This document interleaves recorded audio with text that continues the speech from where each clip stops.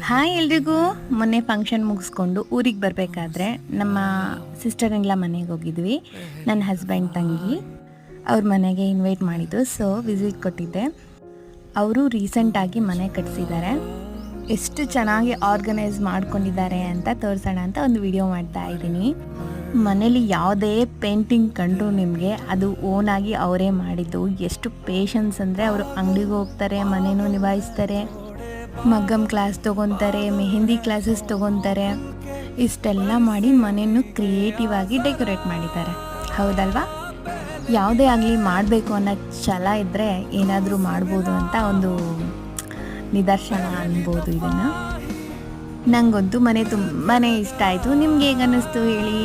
ಈ ಕೃಷ್ಣನು ಅವರೇ ಪೇಂಟ್ ಮಾಡಿರೋದು. ಮನೆ ಅನ್ನೋದು ಪ್ರತಿಯೊಬ್ಬರ ಕನಸು. ಎಷ್ಟು ಜನದ ಕನಸು ನೆರವೇರಿದೆ, ಎಷ್ಟು ಜನದ ಕನಸು ಹಾಗೆ ಪೆಂಡಿಂಗ್ ಇದೆ, ಕಮೆಂಟ್ ಮಾಡಿ.